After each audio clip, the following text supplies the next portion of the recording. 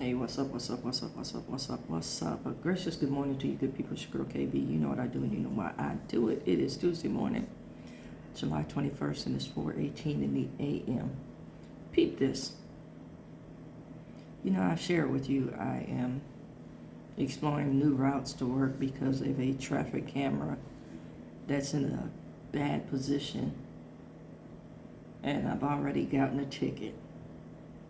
And I say it's in a bad position because it's between two schools, one a college, one a high school, but it's also in direct path to a freeway entrance and a freeway exit. Okay? So they get you coming and going. And I'm sorry, you have to go with the flow of traffic because it is a major thoroughfare. I understand school zones because there are several schools that I pass in order to get home. So, you know, for the most part, I go with the flow of traffic as opposed to the posted speed limit because it's not always conducive to, everybody's well-being. But this morning, I was taking this really long route. The previous days before the ticket. The previous days after the ticket. So I was taking this really long route. So this morning I was like, let me try this street. Because I know it cuts off a lot of the turns and whatnot that I have to make.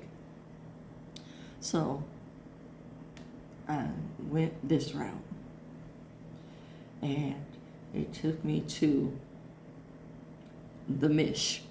And for those of you who know San Francisco, you know what the Mish is. But for those of you who don't, it's the Mission District. And it's called the Mission District because it's primarily Latino district, and it's known for Mission Dolores and Mission Street.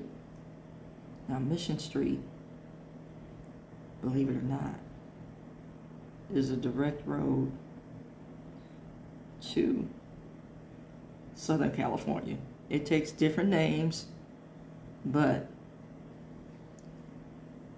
it's a direct connection. Anywho, I digress. So I'm taking this street. The streets are numbered in the Mish. So I'm taking the street, and I get to one of the major thoroughfares, and I notice a bunch of people outside. Now, I get to work a little after the bars close, so I know there's a lot of loitering and lingering, and I know there's a lot of street activity in the Mish. So I noticed women, and I said, oh yeah, I'm on a street that is, or I'm stopped at a light on a street that is known as the Hoe Struggle, the social worker enclave, if you will. Yes, I did say hoe. There's a woman standing on the corner in a one-piece swimsuit with string ties up the side. Now, mind you, it's the wee hours. It's old dark 30. You heard me timestamp. Okay. Yeah. And there's a couple of young cats off to the side monitoring and making sure that their woman is safe. Because there's a lot of tennis shoe pimping here.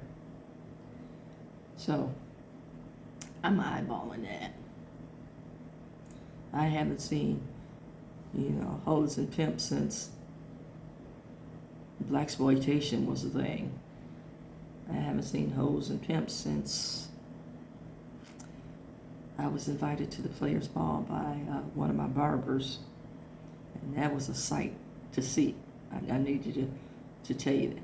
That was a sight to see. I haven't seen hoes and pimps like that. Like I said, since blaxploitation, like Shaft, and you know, since Huggy Bear was out and about in Starsky and Hutch. So I go down the next block, get stopped by the light, and there's sisters on every corner. One sister had a little Kim weave, and she's wearing camo, looks like yoga pants. And out of my periphery, I can see her eyeballing the car, trying to figure out who was driving. And she looked like she was going to approach my car, when I pretty much gave the try it and regret it look. And so she backed off. At the same time, I see the cop car, and I hear the universal hood signal, whoop, whoop. The cop car is just doing a slow, I see you kind of drive-by. Okay, so again, woman in a swimsuit, next light, hoe on every corner of the intersection.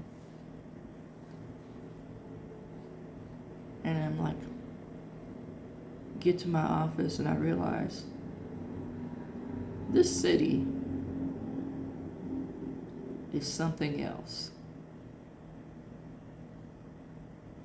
And for those of you who think